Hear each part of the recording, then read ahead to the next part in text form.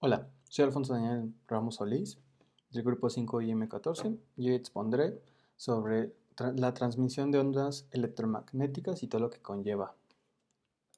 Algo muy importante que está dentro de este tema es la bobina de Tesla, y empezaremos por su historia, que fue inventada por el físico Nikola Tesla en 1856 y 1943, quien la patentó en 1991. La inducción magnética le hacía pensar a Tesla en la posibilidad de transmitir energía eléctrica sin la intervención de conductores. Por ello, la idea del científico e inventor era crear un aparato que sirviera para traspasar electricidad sin necesidad de utilizar cables. Sin embargo, el uso de esta máquina es muy poco eficiente, por lo que acabó abandonándose al poco tiempo para este fin. La bobina fue creada por Tesla poco después que los experimentos de Hertz salieran a la luz. El mismo Tesla la denominó aparato para transmitir energía eléctrica. Tesla deseaba probar que la electricidad podía transmitirse sin hilos. ¿Cómo funciona? La bobina de Tesla es un embobinado que funciona como generador de alto voltaje y alta frecuencia. Sus componentes son fuente, F, primer circuito resonante, en sus siglas LC1, segundo circuito resonante LC2. Las funciones de los componentes son resonancia e inducción mutua y mecanismo de acción, que son los principales que hacen que funcione la bobina. Usos de la bobina.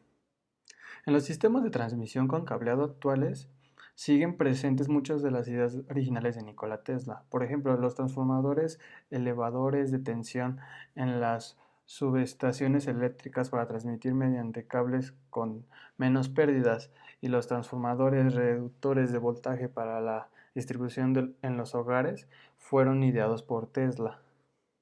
También, pese a no tener uso en gran escala, las bobinas Tesla continúan siendo útiles en la industria eléctrica de alta tensión para poner a prueba sistemas aislantes, torres y otros dispositivos eléctricos que deben funcionar en forma segura. También se usan en distintos espectáculos para generar rayos y chispas, así como en algunos experimentos de física. También se utilizan en los experimentos de alta tensión con bobinas de Tesla de gran dimensión. Es importante tomar las medidas de seguridad. Un ejemplo es el uso de jaulas de Faraday para la protección de observadores y trajes de malla metálica para los artistas que participan en espectáculos con estas bobinas. Otro tema importante dentro de este tema son las capas de la ionosfera. Para empezar, ¿qué es la ionosfera? La ionosfera o ionosfera es una región de la atmósfera de la Tierra que contiene un número relativamente elevado de átomos y moléculas cargados de electricidad.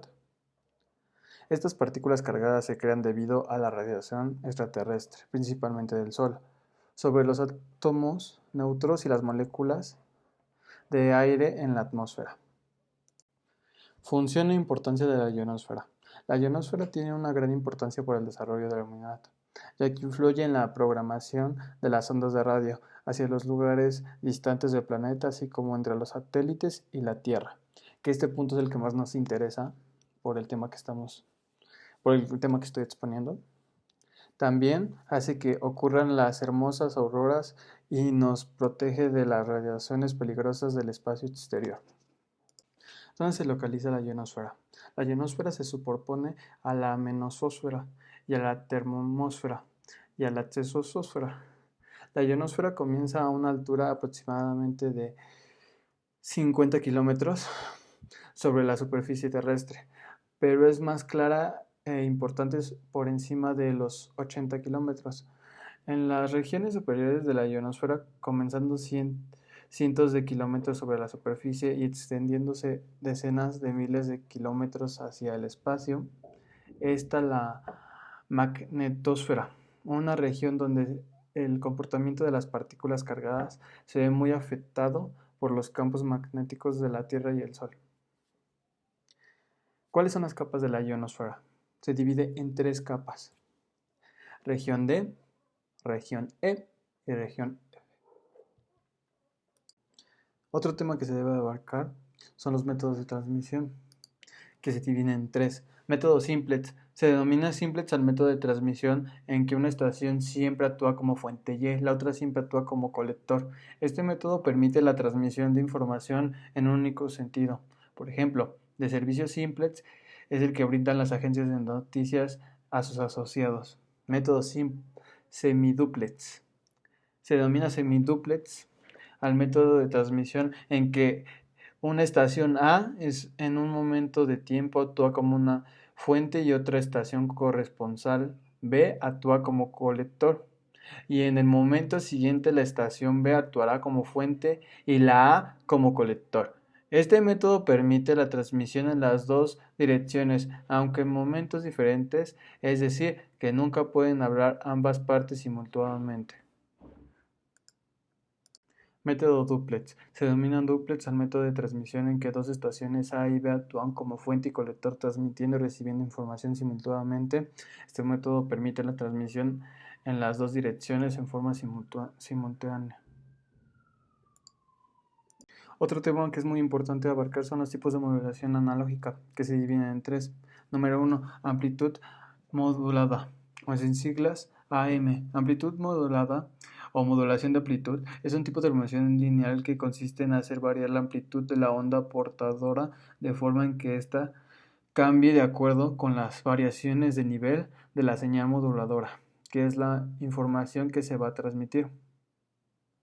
AM es acrónimo de Amplitude Modulation, en español modulación de amplitud, la cual consiste en modificar la amplitud de una señal de alta frecuencia denominada portadora, en función de una señal de baja frecuencia denominada moduladora, a la cual es la señal que contiene la información que se desea transmitir. Frecuencia modulada, o en sus siglas FM.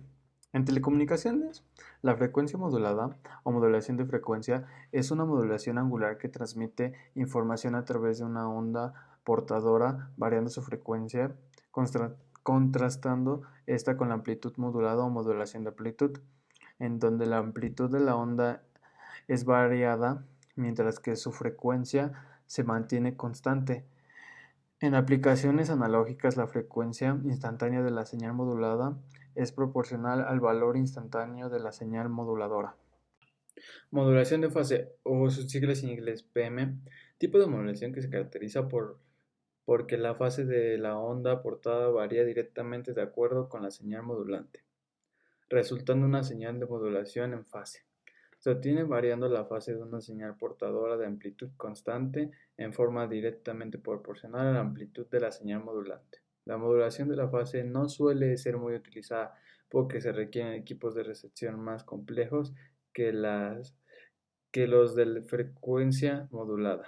La mayoría de los sistemas de comunicaciones utilizan alguna forma o combinación de estas tres técnicas de modulación básicas.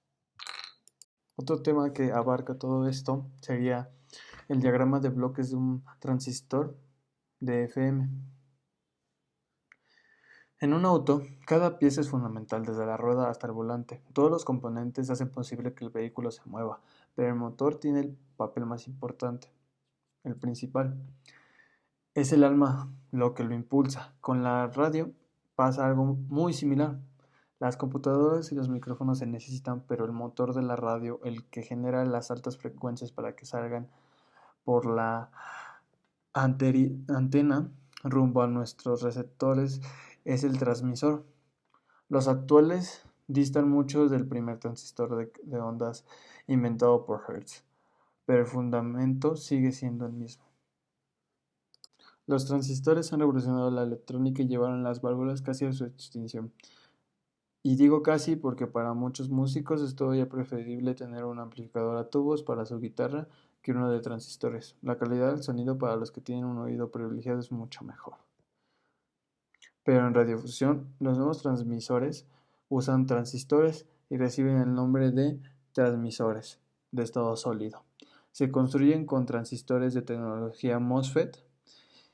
Son los encargados de amplificar las señales, a igual que hacen los tubos o válvulas de triado. Por mi parte sería todo y espero que les haya servido